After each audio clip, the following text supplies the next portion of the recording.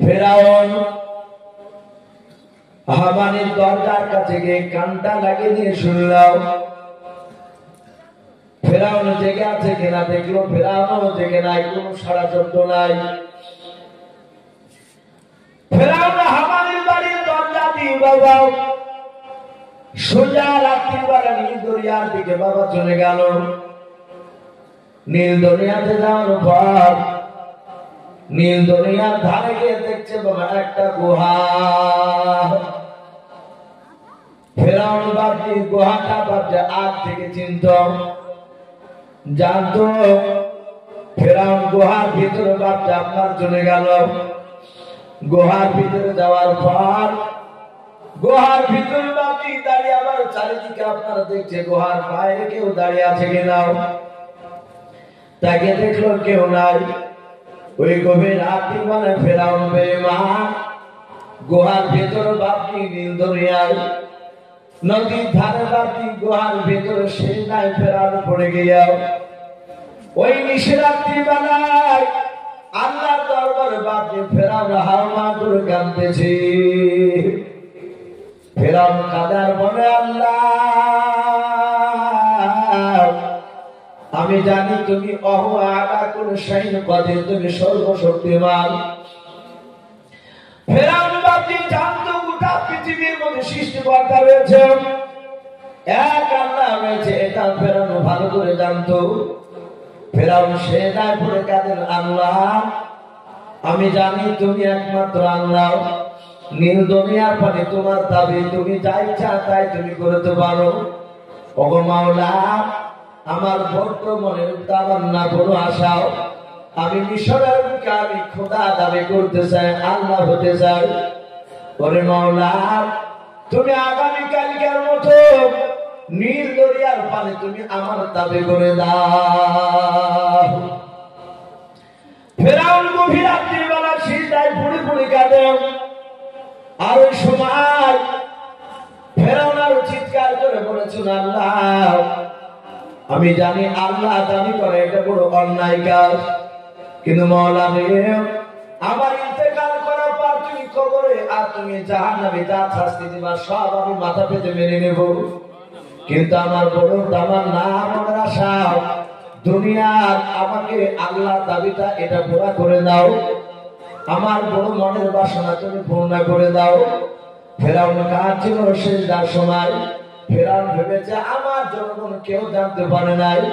আর ওই সময় গভীর রাত্রি বেলায় একটা অপরিচিত মানুষ বাবা ওই গুহার পাশ দিয়ে বাপি আসার পর ফেরাউনের পিঠে বাপি হাত দিয়ে ডাকতে বলে বাদশাহ। ফেরাউন সিজদা থেকে উঠে বলাই কেড়ে তুই। ফেরাউন বলল তুই কি জানিস না আমি প্রচার করেছি সূর্য ডোবার পর যারা বাড়ি থেকে বের হবে তাকে হত্যা করা হবে, আমার হুকুমকে অমান্য করেছিস তুই। জিবরিল আলাইহিস সালাম উনি ছিলেন মানুষের উদ্ধার করে বাপকে তার পিঠে হাত দিয়ে বলেছিলেন ওগো বাদশাহ শুনে নাও আমি বড় একটা কথা জানতে এসেছি তোমার কাছে। ফেরাউন বলল তোর বাড়ি কোথায়? বলে বাদশাহ আমি তোমার রাজ্যের লোক নাই। বলুন আলহামদুলিল্লাহ। আমি মুসাফির। বলি কি ব্যাপার? বলি রাত্রিতে বেলায় আমি এদিক দিয়ে যাচ্ছিলাম, আমি একটা কথা তোমার কাছে জানতে চাই, তাড়াতাড়ি বলে দাও। ওগো বাদশাহ ভয় পেও না, তোমাকে না আমি দেখেছি তুমি সিজদায় পড়ে আল্লাহর কাছে কাঁদতেছো, এই কথা তুমি আর আমি আল্লাহ ছাড়া আর চতুর্থ মানুষ কেউ জানতে পারবে না। বলে ভাই তাহলে ভালো কথা তুমি কাউকে বলবা না, বলে নাও। বলে বলে দাও এমন কি কথা তুমি জানবা? জিবরিল আলাইহিস সালাম ডাক দিয়ে বলেছিলেন ওগো বাদশাহ শুনে নাও তোমার বাড়িতে যদি কোনো মানুষ খাবার খেয়া খায় তোমারই খাবার, তোমারই টাকা নিয়ে এসে জামা পোশাক করে কিনে তোমারই বাড়িতে থাকে, তোমার সব কিছু ব্যবহার করে, কিন্তু তুমি যখন বলবা ওই কাজটা কর আর ওই ব্যক্তি যেই ব্যক্তি তোমারই খেলো তোমার পড়লো তোমার বাড়িতে আছে আর তুমি হুকুম করলা সেই কাজটা লোকটা করো না। ওরে বাদশাহ ফেরাউন তুমি বলো তোমার মতে ওই লোকটাকে কি করতে মন চায়? ফেরাউন রায় পাগলায় এই সামান্য এই কথাটা জানিস না? ও আমার বাড়িতে খাবে, আমার বাড়িতে পড়বে, সব কিছু ভোগ করবে আমার, আর আমার হুকুম শুনবে না। আমার মন বলে তাকে তুলে এসে নীল দরিয়ার পানিতে ডুবে ডুবে মারবে। সাদা হাতে জিবরিল আলাইহিস সালাম পকেট থেকে বাকি খাতা আর কলম বের করে বলে, ভাই একটু সিগনেচার সই করে দাও, সই করে দাও। ফেরাউন তাড়াহুড়া করে বাকি সই করে দিল। বলো, ভাই চিন্তা করুন, আমি কাউকে বলবো না। ফেরাউন চিনতে পারলো না এই সম্রাট বিবিতা। সহি নিয়ে বাপজি পকেটে আবার খাতাটা ভরে নিয়ে গুহা থেকে বেরিয়ে বাপজি অদৃশ্য হয়ে গেল। ফেরাউন ফজর পর্যন্ত বাপজি কেঁদে কেঁদে ওখান থেকে বাপজি বাড়ি চলে আসলো, কেউ জানতে পারলো না। সকালবেলায় ফেরাউন আবার রাত দরবার হাজার হাজার লোককে ডেকে বলছে, বন্ধুরা চলো চলো, আমি নীল দরিয়ার পানি আমি শুকিয়ে দিব। যারা দেখতে চেয়েছিল তাদের সবাই ভয় হয়ে গেল। ওরা জানে যে আমাদের বাদশাহ খামখেয়ালি বলতে, সে বেয়াদব। আমি হয়তো দেখতে চাইব, আর যদি পানিটা সে যদি শুকিয়ে দেয়, ক্ষুধা দাবি করার বড় হয়তো আমাদেরকে জবাই করে ফেলবে। তাই সব প্রধান বলে বাদশাহরা কেউ আর তোমার নীল দরিয়ার পানি শুকানো আর ভরানো সব দেখতে চাইবে। আমরা তোমাকে আল্লাহ বলে মানব। এখন আগামী কাল তুমি ক্ষুধা দাবি করো। ফেরাউন বলে, তার বেশ ভালো কথা। ফেরাউন মনে মনে ভাবছে, তাহলে তো বাঁচি কেন? ফেরাউন জানে না যে আমার কথা তো পানি শুকাবে, কেউ জানে না। ও আল্লাহর কাছে কেঁদেছে মাত্রই। ফেরাউন বলে, তাহলে আগামী কালকে আমি ক্ষুধা দাবি করবো, আমার সন্তানকে নিয়ে আসো। হাজার হাজার লোক জমায়েত হয়েছে। আমার বলে বাদশাহ তো চরণ সকলে তাকিয়ে আছে। মুসা আলাইহিস সালামের মাকে বাপজি বলল, আমার সন্তানকে ভালো করে সাজিয়ে দাও, আমি নিয়ে যাবো রাজ দরবারে। আমি ক্ষুধা দাবি করবো, আমার সন্তান পাশে আমার বসে থাকবে। নিয়ে যাওয়ার পর বাপজি সিংহাসনে বসা। মুসা নবীকে বাপজি পাশে বসে রেখেছে। ডান পাশে বসে আছে মুসা আলাইহিস সালাম। তফসিরে মারুফুল কোরআন এসেছে, ফেরাউনের দাড়ি বাপজি কাটা ছিল না। দাড়ি এ নাভি পর্যন্ত তার বড় লম্বা দাড়ি ছিল। ফেরাউন দাড়িকে বাপজি এত যত্ন করত, মুখটা দিয়ে বাপজি দাড়িকে দিনের বেলায় জোরে রাখত। কয়েক লক্ষ টাকা দাম বাপজি সে মুক্তা গোলা। ফেরাউন এত যত্ন করত, হাজার হাজার লোক সবাই তাকিয়েছে, আমাদের বাদশা ফেরাউন আজকে ক্ষুধা হবে, আল্লাহ হবে। মুসা আলাইহিস সালাম পাশে বসা। ফেরাউন চিৎকার করে বলল, বন্ধুরা আমি আজকে তোমাদের কাছে দাবি করলাম, আনা রাব্বুকুমুল আ'লা।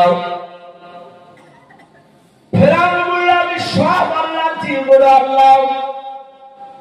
যাহা তোমার যে আনা রাব্বুকুমুল আ'লা, যখন এই কথা বাক্য ফেরাউন বেঈমান স্বীকার করল। আর ডান পাশে পয়গম্বর মুসা আলাইহিস সালাম বসেছিলেন। আমরা মাই এ হক কথা ইমামতি মসজিদে বলতে গেলে ইমামতি ছুটে যাবে বলে আমরা অনেকে হক কথা বলি না। সঙ্গে সঙ্গে মুসা নবী পয়গম্বর আলাইহিস সালাম মনে মনে চিন্তা করেছিল, বেঈমান আমাকে সামনে রেখে যে আল্লাহ দাবি করবে। ছোট ছেলে মুসা আলাইহিস সালাম ফেরাউনের বাম হাতে বাপজি আপনার নাই। হ্যাঁ, মুসা নবীর বাম হাতে ফেরাউনের বাবা দাড়িখানাকে মুসা নবী ধরে দিয়েছে। ধরার পর ডান হাতে বাপজি এত জোরে আঘাত করেছে, চড় মেরেছে ফেরাউনের বাম দিকের গালে। ফেরাউন দাঁড়াস করে বাপজি মাটিতে পড়ে যাওয়ার পর ওই সিংহাসন থেকে চেয়ার থেকে বাপজি ফেরাউন পড়ার পর ফেরাউন উঠে বাপজি ভালো করে বসতে পারছে না। চারিদিকে বাপজি ঘুরতে লাগলো, তফসির লেগেছে কয়েকবার বাপজি ঘোরার পর ফেরাউন এইভাবে মাথায় হাত নিয়ে বলল সর্বনাশ। জল্লাদ তলোয়ার নিয়ে ওখানে জল্লাদ দাঁড়িয়ে ছিল, তারা তলোয়ার খানা হাতে করে নিয়ে বলছে বাদশা কি করতে হবে? বলে জবাই করা কে? কোন জবাই? জল্লাদ বলে কেন বাদশা? বলে এত দূর আঘাত করেছে আমার তীক্ষ্ণ মনে হয়তো ঘুরে গিয়েছে, মাথা যন্ত্রণা করছে। অনেক লোকে বলে বাদশা এ তো ছোট ছেলের সঙ্গে একটু চোয়ার মেরেছে আপনার। ফেরাউন বুঝতে পেরেছে এই চোয়ার মানুষের চোখে বাচ্চা ছেলে মনে হয়েছে, কিন্তু আল্লাহ রাসূল বলেছেন যে কোনো নবীর হাতে আল্লাহ রাব্বুল আলামিন এক একটা নবীর হাতে বাপজি 4000 দুনিয়া যুবকের শক্তি যতটা হয় অতটা শক্তি একাই নবীদেরকে দিয়েছিল। বলুন সুবহানাল্লাহ। এই মুসা নবী আলাইহিস সালামের হাতে 4000 যুবকের শক্তি এক চড়ে বাপজি কয়েকবার ঘুরিয়ে তার মাথা যন্ত্রণা শুরু করে দিয়েছে। জল্লাদরা বাপকে জবাই করার জন্য নিয়ে যাচ্ছে, সাদা হাতে হামান তুলে গিয়ে ফেরাউনের স্ত্রী আসিয়াকে বলল, ওগো আসিয়া, হে রানী, তোমার সন্তান মুসা আর মনে হয় বেঁচে না। বলে কি হয়েছে? বলে ফেরাউনকে চড় মেরেছে, সে সহ্য করতে না পেরে রাগে তোমার সন্তানকে জবাই করার হুকুম দিয়ে দিয়েছে। হযরতে আসিয়া আলাইহিস সালাম মুসা নবীর জনম দক্ষিণে মা দুজনায় দৌড়ে চলে গেলাম। আসিয়া দৌড়ে গিয়ে বাপকে জল্লাদের কাছ থেকে মুসা নবীকে কোলে তুলে নিয়ে বাপকে চোমা দিতে লাগলেন। ফেরাউন বলে আসিয়া, এ বাচ্চা মুসাকে তুমি করে নিও না, একে তুমি জবাই করে দাও। বলে না না, আমার বেটা মুসাকে জবাই করতে দেব না। বলে বিবি রে, এই বাচ্চাকে জবাই না করলে মনে হয় আমার ব্যথা কমবে না। ফেরাউনকে বলে বাচ্চা ছেলে তোমাকে মেরেছে, পাগলামো কেন করেছো? লোকে খারাপ ভাববে। এই সবই মাত্র তুমি ক্ষুধা দাবি করেছো। এই বাদশা নামদার না, আমার সন্তানকে জবাই করতে দেব না, এই অবুঝ। ফেরাউন বলল বিবি রে, অবস্থা কেমন করে প্রমাণ তুমি দিলে বলো? বলে বাদশাহ, আমার কলিজা টুকরা ছেলেকে তুমি হাজার হাজার লোকের সামনে তুমি প্রমাণ করে নাও। বলে কেমন করে প্রমাণ করব? বলে বাদশাহ, আগুনের কুণ্ডে একটা নিয়ে এসে আপনি পাশে রেখে দেন, আর আগুনের পাশে শুনে না মিঠাই জাতীয় জিনিস, আপনি মিষ্টি জাতীয় জিনিস নিয়েছেন, আগুনের পাশে রেখে দেন। হাজার হাজার লোকের সামনে বাচ্চা মুসাকে ছেড়ে দেন। আরে মুসা বাচ্চা যদি হামাগুড়ি দিয়ে যেতে যেতে যেতে যেতে গিয়ে যদি আপনার আগুনের কুণ্ড যদি তুলে যদি মুখে দিয়ে দেয়, তাহলে জানবো বাচ্চা ছিল অবুঝ, আপনাকে জেনে শুনে মানে না। আর যদি আগুন বাদ দিয়ে যদি মিষ্টি জাতীয় জিনিসটা তুলে নেয়, তাহলে জানবো এ বাচ্চা ছেলে অবুঝ না, জেনে শুনে তোমাকে চড় মেরেছে। তারপর জবাই করবো, আগে কথা দিব না। ফেরাও রাজি হয়ে গেল যুক্তিতে। আগুনের দলা আর মিষ্টি জাতীয় খাবার নিয়ে আসে, পাশাপাশি বাদ দিয়ে দুটো রেখে দিয়েছে। হাজার হাজার লোক বাপজির দল পেতে দেখছে যে বাচ্চা ছেলের বিরাট পরীক্ষা। মুসা আলাইহিস সালাম হামাগুড়ি দিয়ে যেতে যেতে যেতে যেতে মিষ্টির দিকে বাচ্চা হাত নিয়ে যাচ্ছে। ফেরাও এইভাবে মাথা খানাকে চেপে ধরে ডাক দিয়ে বলছে, বিবি রে, তাকে দেখ, এ বাচ্চা অবুঝ নয়, ইসরায়েলে কোনটা মিষ্টি আর কোনটা আগুন। ও আমাকে ইচ্ছাকৃত চড় মেরেছে। ওদিকে আসি আলাইহিস সালাম মুসা নবীর মা, ওনারা দুজনে আল্লাহর কাছে গোপনে কাঁদছেন, গো মালিক, আজকের পরীক্ষায় তুমি আমার সন্তানকে তুমি বাঁচিয়ে দাও। আমি জানি যে আমার এই ছেলে মুসা ইচ্ছাকৃত চড় মেরেছে, সহ্য করতে পারে না, তার সামনে খোদা দাবি করেছে। জিবরিল আলাইহিস সালাম আল্লাহর হুকুমে চলে আসলেন, মানুষকে দেখতে পেল না। মুসা আলাইহিস সালামের ডান হাতখানা এভাবে ধরে আগুনের কাছের দিকে নিয়ে গেল, মিষ্টির দিক থেকে। মিষ্টি ধরতে যায় না, অন্য হাতখানাকে ধরে ঘুরে নিয়ে গিয়ে আগুনের কুণ্ডটা মুসা নবী আলাইহিস সালামের মুখে তুলে বাপটি জিবরিল বাপটি ভরে দিল। মানুষ জানতে পারলো না। সাধারণত মা আসিয়া দৌড়ে গিয়ে মুসা নবীর মুখ থেকে বাপটি আগুনের দলাটা বের করে ফেলে দিল। তাফসীরে লিখেছে মুসা আলাইহিস সালামের সামনেকার জিভটা একটু পুড়ে গেল। ফেরাউনকে ডাক দিয়ে বলল, আমার স্বামী আপনি দেখুন এই বাচ্চা অবুঝ, এই বুঝলে আর আগুনটা তুলে মুখে দিত না। ফেরাউন যুক্তিতে হেরে গেল, বলে বিবি যা আমি ছেড়ে দিলাম, কিন্তু যন্ত্রণা তো আমার হবে না। তাফসীরে লিখেছে তার 12 বছর ব্যথা ছিল মাথায়। বলুন আলহামদুলিল্লাহ। এই শয়তান এই ফেরাউনের এরকম ব্যথা ছিল। আমরা জানি যে নমরুদ বাপটিকে গোটা পৃথিবী বাদশা হয়েছিল, তাকে একটা ন্যাংরা মশাতে বাপটি নাককে ঢুকে গিয়েছিল। মগজে ছিল 12 বছর। পৃথিবীর কোন দাওয়াতে কাজ হতো না, ওই ব্যথা কমতো না। মাঝে মাঝে যখন ব্যথা হতো, মাঝে মাঝে বাপটি কথা বলতো মিটিংয়ে, যাহাতে মিটিং জমে উঠতে কারণে কুটুসকেরা মশা কামড় লাগতো। কামড় মারার ফলে ওই ব্যথাটা বাকেরা জমতো না, ওই ব্যথা করতো না। তখন ওই ফেরাউন নাই নমরুদ করেছিল কি, তার একটা লোককে রেখেছিল, 101 বারই মাথায় দিতে মারলে তার বাপটি ওই ব্যথাটা কমতো। বলুন আলহামদুলিল্লাহ। এত বেইজ্জতি করতো, লোকের সামনে অমনি দিতে পারতে লাগতো। এই ফেরাউনের চড়ের আঘাত বাপটি, এটাও পৃথিবীর কোনো মলমে ভালো হতো না। কি করতো, ওকে জুতিয়ে নাই, ওকে মাথায় ভাবে কিল মারতো। ওকে 100 উপরে কিল মারার পর বাপটি তখন ব্যথাটা আস্তে আস্তে হারিয়ে দিত। আবার মাঝে মাঝে বাপটি ব্যথা উঠতো, ওই তখনই বাপটিতে খাবার কিলাতো মানুষের। ফেরাউন মুসা আলাইহিস সালামকে বাপটি ছেড়ে দিলেন। মুসা আলাইহিস সালাম তিনি আস্তে আস্তে বাপটি বড় হতে লাগলেন। আর ফেরাউন কিছু বলে না। মুসা আলাইহিস সালাম বেশ একটু বড় হয়েছে, জৈবনে পদার্পণ করতে শুরু করেছে। 16-17 বছরের বাচ্চা মুসা আলাইহিস সালাম। সব লোকেরা বাপটি মুসা নবীর একদিন মনের ইচ্ছা হলো, আমি মান বেড়াতে যাব। সবাই দুপুরবেলায় কাজ করে বাড়ি আসে, আর মুসা আলাইহিস সালাম দুপুরবেলায় মান বেড়াতে যাচ্ছে। মান বেড়াতে গিয়ে মুসা নবী দেখছে একটা লোককে বাপটি আর একটা লোকে ধরে ধরে মারছে। মুসা আলাইহিস সালাম একবার দুপাকে ওই যাকে মারছিল তার কাছে গিয়ে বলছে, ভাই একে মারছো কেন?